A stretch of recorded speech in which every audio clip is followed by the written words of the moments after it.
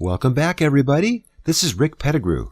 Stick around now for the latest batch of breaking news stories from around the world in the audio news from Archaeologica. Every week we pick 4 of the best stories posted by our partner Archaeologica.org.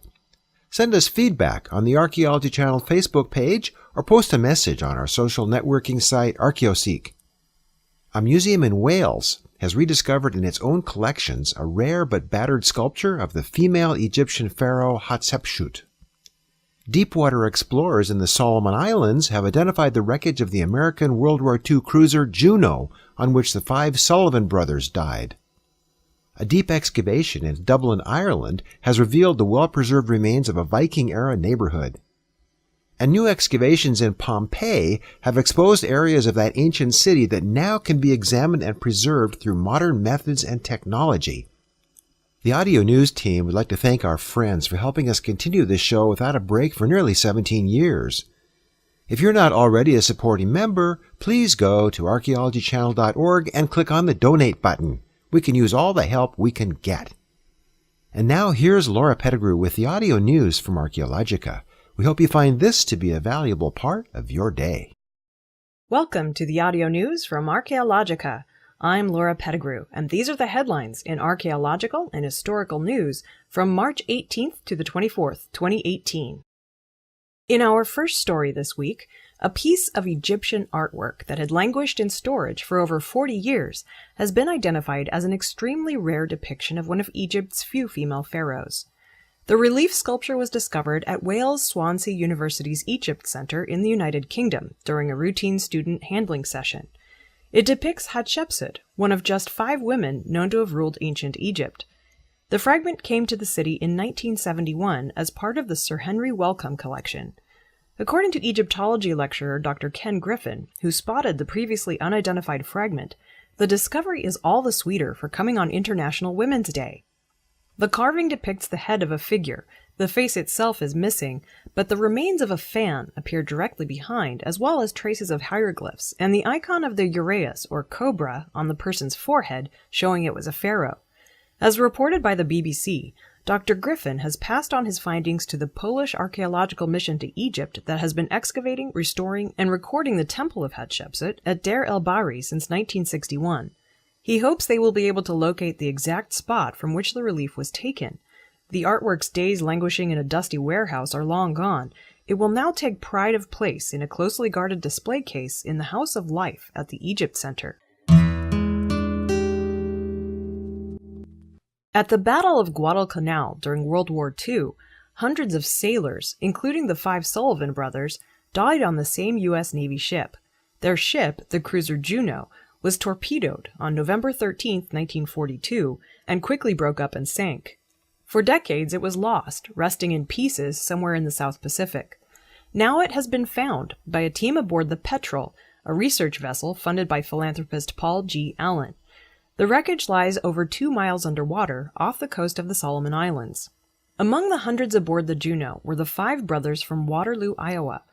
Because they were all serving together, the sons of Thomas and Alida Sullivan were well known even before they deployed.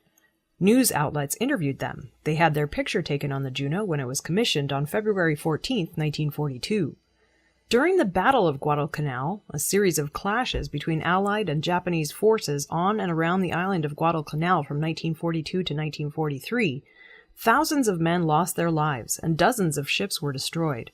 The American troops eventually pushed Japanese forces from Guadalcanal, marking a turning point for the Allies in the Pacific. As reported by the New York Times, the wreckage of the Juneau was spotted in an area so littered with warships and debris that it is sometimes referred to as Iron Bottom Sound. It suffered massive damage on the surface and was broken into pieces probably before it sank completely, so the wreckage was scattered over a mile.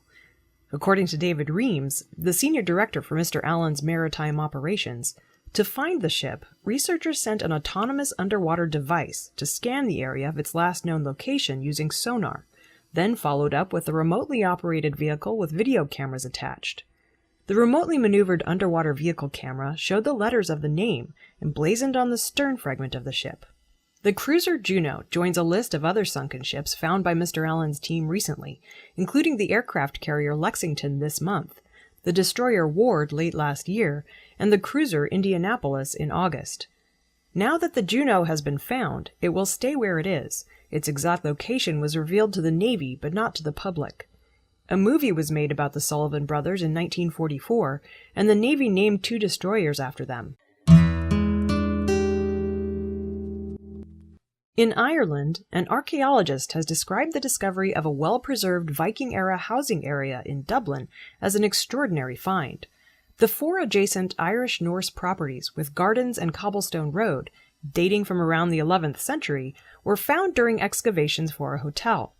Further excavations found 2 other settlements from later periods, one from the 13th to the 14th century, with industrial evidence including a tanning pit and 2 lime pits, and the last from the 17th century, with ovens, vaulted cellars, kilns, and cobbled working areas. The entire site has been waterlogged for almost the last millennium.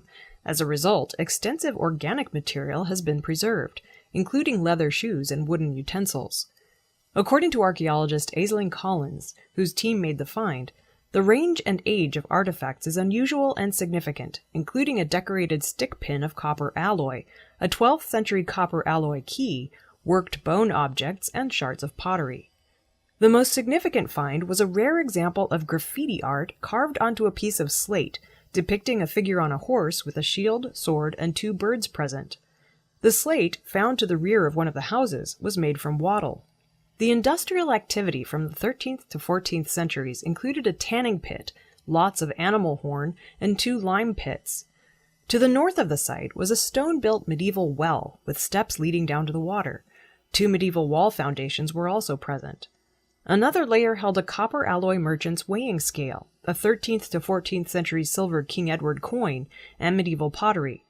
Most of the pottery was local, but some items were imported wares. Medieval floor tiles came to light with a very unusual ceramic bird that looks like a dove. As reported by the Irish Times, the site has been cleared and the artifacts will go to the National Museum of Ireland for cataloguing and preserving. For our final story, we go to Italy, where major new finds have been unveiled for the 270th anniversary of the discovery of Pompeii. Ash and rock buried the remains of the Roman city following the eruption of Mount Vesuvius in AD 79, and some excavations are still ongoing. As reported by ANSA News Service, local authorities have marked the occasion by presenting major new excavations in the Regio 5 area launched under the auspices of the ongoing conservation project, Great Pompeii. The aim of the new project is to resolve the instability of the excavation fronts in this area, which had a history of collapses. According to Special Superintendent for Pompeii, Massimo Ossana, the work involved the reshaping of this part of the archaeological site. Along the way, they found the remains of public and private areas, gardens, and porticos. This has become the most important Pompeian dig in the past 70 years. For the first time, academics have been able to study plasterwork and frescoes that are in their original shape and color, with no alterations through previous restoration.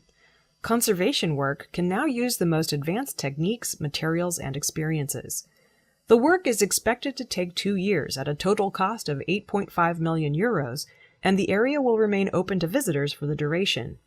Archaeologists have already identified an apparent garden, which will be investigated through paleobotanical analysis. The southeastern corner of the area already has revealed several amphorae, whose type and contents are now being studied. Nearby, the street that ran alongside the House of Silver Wedding is becoming uncovered, with its raised pavements and the entrances to the buildings along it. These include a household entranceway with frescoed walls and panels, including a red background with the painted image of a pair of dolphins at the center. That wraps up the news for this week. For more stories and daily news updates, visit Archaeologica on the World Wide Web at archaeologica.org, where all the news is history. I'm Laura Pettigrew, and I'll see you next week.